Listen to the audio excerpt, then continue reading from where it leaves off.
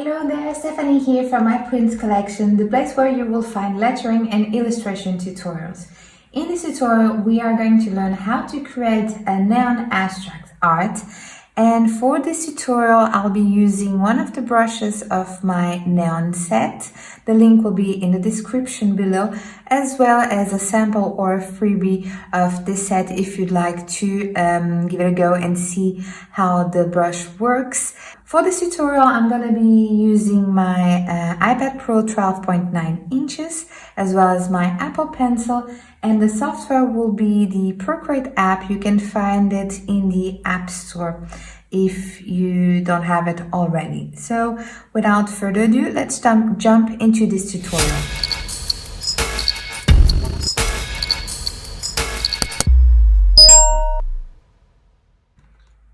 So first of all, I have my iPad. I'm gonna open the Procreate app.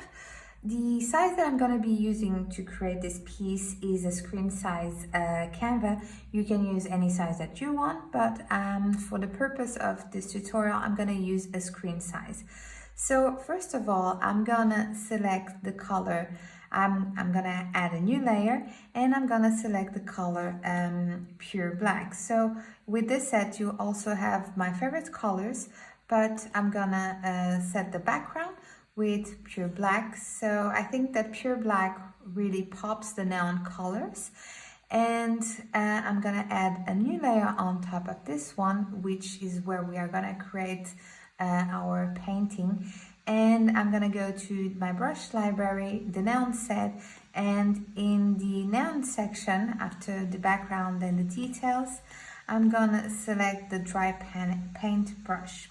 With this brush selected, I'm gonna increase the size. So like this, you can decrease or increase the size. So I'm gonna increase the size of this brush to up to 70%-ish. So, okay, I'm happy with this. This is pressure sensitive. So let me show you with an orange color. If you don't apply pressure, it's gonna make those soft lines. And if you apply pressure, it's gonna increase the size of the lines and add and increase the effect of the neon effect actually. So with my canvas, I'm gonna put it over here and I'm gonna use the colors from the color palette that comes with the set, and I'm gonna play around with some red pinkish colors, some purples, blue and green, and just really play around your canvas. So let's start with this color and I'm gonna paint some strokes, so like this. I'm gonna add a new layer. I'm gonna go with a blue color and keep repeating the process until I'm happy with the end result.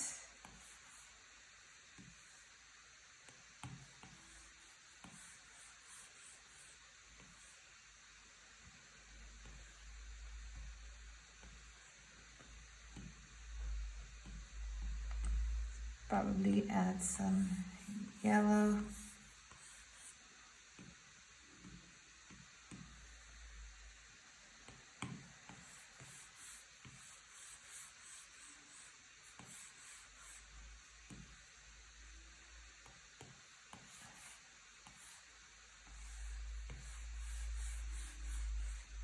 Okay, so tap it over here. Let me make some few other adjustments. And some. Okay, so I'm happy with this. What I'm gonna do is I'm gonna merge all the layers by pinching all the layers together. So I'm happy with this. It looks very weird right now, but we are gonna work on our art. So I like to duplicate my layer and save it just in case I don't like the end result of my next step and I want to go back to the layer. And what I'm going to do is I'm going to go to my adjustments, select the liquidify tool. I'm going to select the push, the push option. And now gently I'm going to use size around 50, pressure around 50, distortion maximum, momentum 20. So I'm going to add some zigzags. And now the other way around, up.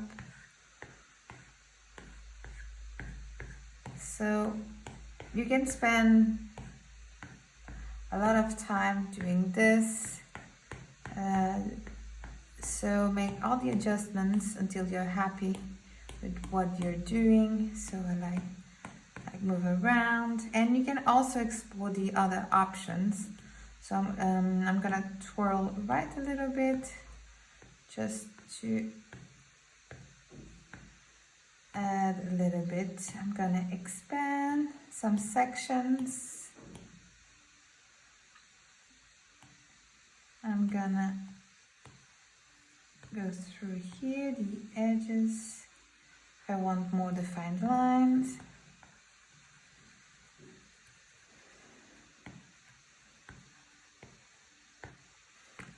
So it's really up to you, and if you don't like at all, if you don't like the end result, you can always click here on reset, and it's gonna go back to your strokes for the beginning of before using liquidify, how your art was. So let's go with this design. I'm happy, so I'm gonna tap over here. Now that I have my liquid, I have applied the liquidify tool.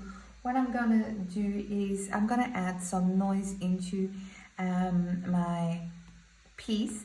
Again, I like to duplicate as safety, just in case I want to go back, and just in case I don't like the end result of this next step and I want to go back to my previous, to this drawing. So I'm gonna go to adjustment, noise, layer, and now you can explore. But I'm gonna add a little bit of noise. So for this one, I'm using the cloud setting. I'm gonna scale it a little bit, so you can see if you scale, you will have bigger clouds or decrease. So I wanted to have just a little bit of noise, so I'm gonna go with 10%. And okay, I'm happy. Octaves none, and turbulence I'm gonna go with 70%, and I'm using the additive, so it's gonna add to my colors single instead of multi. So I'm happy with this result. Gonna go back here. I'm gonna again duplicate this layer as safety, work on the layer above, and now we are gonna add another effect you call bloom. You go to your adjustments, bloom, layer, and transition maximum size 30, burn 35. So I'm gonna add a bit of brightness. So let me play around with these settings. Let's go with maximum size 20. Burn is the intensity of the highlights that you want to give.